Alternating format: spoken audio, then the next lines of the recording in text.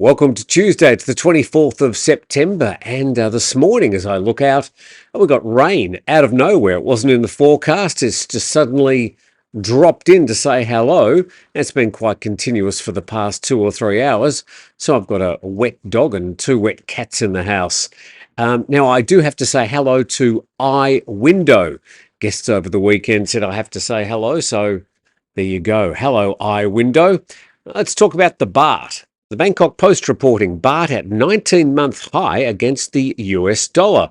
The Baht has surged to a 19-month high against the US dollar, driven by a weaker US currency and profit-taking in gold.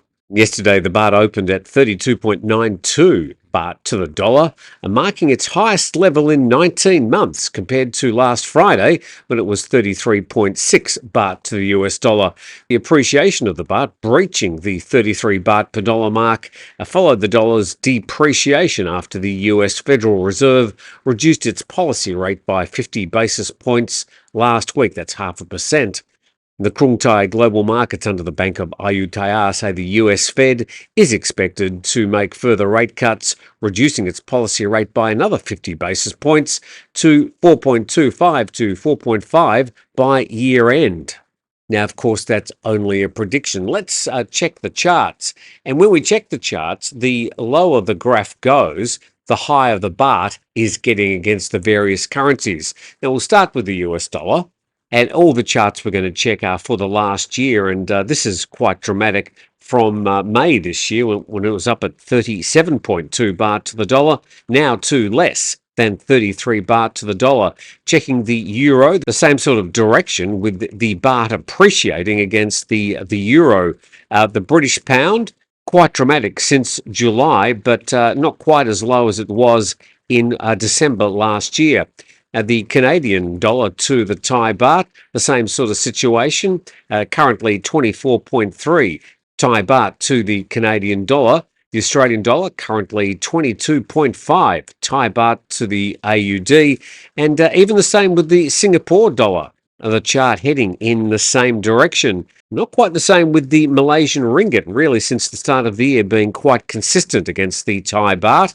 And checking the Chinese yuan, and again that chart in the same direction showing that the Thai baht is appreciating against the Chinese yuan. So none of this really helping Thai exports or Thai tourism. Let's see what the private sector's got to say.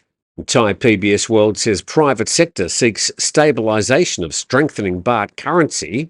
The Thai Chamber of Commerce has urged agencies concerned to try to prevent the Baht currency from fluctuating so extremely and to keep its value at an appropriate level, in line with the domestic and external economic situations. And the Vice President of the Thai Chamber of Commerce said for each percentage point increase in the Thai baht against the US dollar, Thai exporters sustain a revenue loss of about 100 billion baht per annum, or 0.5% of the GDP, and the Thai baht has strengthened by between 9 and 10% within a short period. So that short period being only 2 to 3 months. I mean, there's only so much the Bank of Thailand can do. They've got fairly blunt tools, things like interest rates control, to try and mitigate the situation with the Thai baht. At the end of the day, it's an open currency, so we'll just have to see what happens.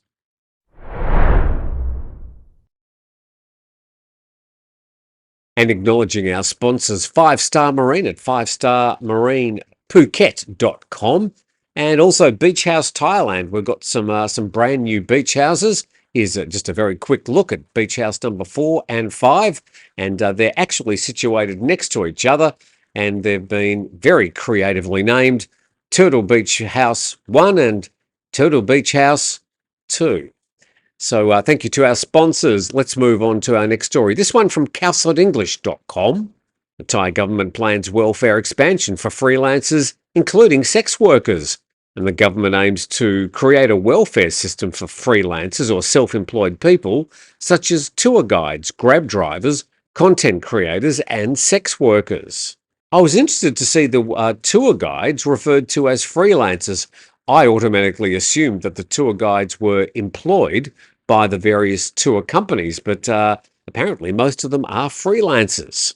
And the initiative will ensure that freelancers are provided for by the state, including healthcare rights and other protections similar to those of the social security system. However, once they join the system, they will have to pay tax accordingly. So they've been having chats with people like the Swing Foundation, particularly with regard to sex workers. In these discussions, the group emphasised they do not want sex work to become a legal profession or for their identity and profession to be registered in the system. So, of course, with all professions, there's going to be upsides and downsides with this, like official registration. One of the downsides, for example, being more scrutiny when it comes to things like taxation. But sex workers, they're also saying they really don't want their identity registered. So it's going to be interesting to see how they get around that. And according to the Swing Foundation, they don't seek legal recognition, but only want legal protection in cases where clients refuse to pay for their services or when they're exposed to physical harm, so they can claim their rights before the law. Apparently, this is in line with the Thai Party's policy of extending welfare to all freelance professions. And the progress of this popular bill, which aims to become government legislation, will be reviewed before it's submitted to Parliament. Ideally, the draft will be ready for the next parliamentary session, expected between December this year and February next year. The article finishes by noting that currently there's an increasing number of illegal tour guides and foreign tour guides, and the government needs to take action to tackle this.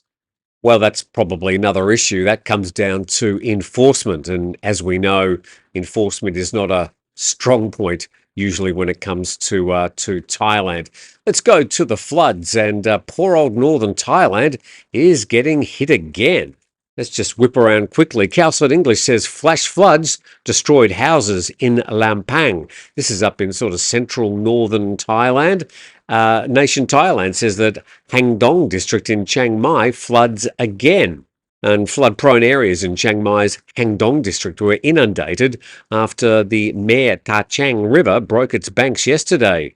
Just checking where the Hang Dong district is, and it's sort of to the southwest of the central part of Chiang Mai city. And Calcite English reporting flash floods hit Chiang Rai again in many areas yesterday, including the Wiang Pa Pao district. And this is a Karen Hill tribe village located on a high mountain ridge, about 25 kilometres away from the Wiang Pa Pao district centre. And floodwater rushed down the mountain ridge, violently flowing through the centre of the village.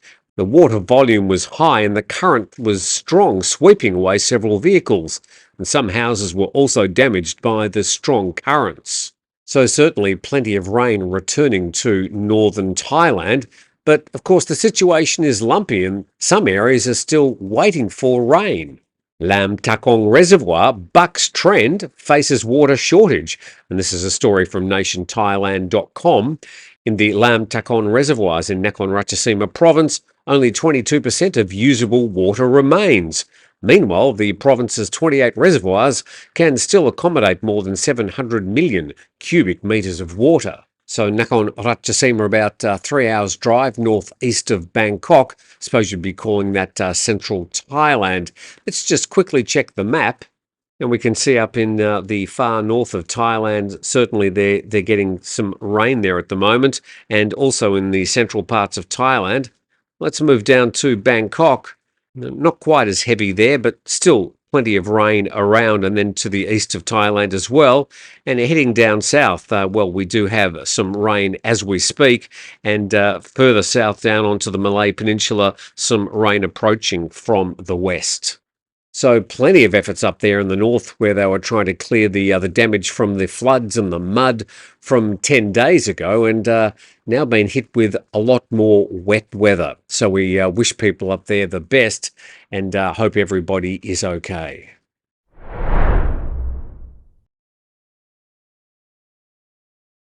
Bit of a wet start to Tuesday here in Phang Nga in Thailand, although I think it's going to clear up soon enough. Hopefully we might get a bit of sunshine by lunchtime. But this story just crossed my path. An 82-year-old Australian expat was apprehended in Pattaya yesterday, allegedly caught stealing vitamin C supplements from a local pharmacy. According to the pharmacy, the man is a repeat offender and staff managed to catch him in the act this time. The suspect reportedly confessed, citing his limited financial resources as the reason for the theft. So I suppose what grabbed my interest on this one is something that I continually go on about these older expats that get sort of stuck here in Thailand for whatever reasons. They've lost their money and their resources. They can't go back to their homes for whatever reason, and they slip under the radar. They fall through the cracks. There's no welfare system in Thailand to support them, and we need to have compassion for these people because they are a subset of the expat community, and one day it might be you. So I am actually working with some people at the moment to try and find some way of providing assistance for these people that sort of slip under the radar. But there's probably many thousands of them that we're just not going to hear about until a story like this might emerge. Well, at the other end of the scale, we've got casinos coming to Thailand. The Bangkok Post reporting Thai casino plan gains momentum. The ruling Pheu Thai party has defended its casino entertainment complex project, saying it will legalise the underground activity and allow the government to collect tax revenue from it. According to a statement on the Pheu Thai webpage, legalising underground gambling activities and tax on the project itself could be worth, are you ready, more than 50% of GDP. 50% of GDP. The government's also pressing ahead with a bill to allow casinos to operate legally within these entertainment complexes. Or at least now they're actually using the C word, casinos. And 5 venues are seen as potential hosts for the project, 2 in Bangkok, 1 each in the Eastern Economic Corridor, Chiang Mai and Phuket. Well, that's going to be a bit of a drawn-out competition. Who is going to get the first entertainment complex casino in Thailand?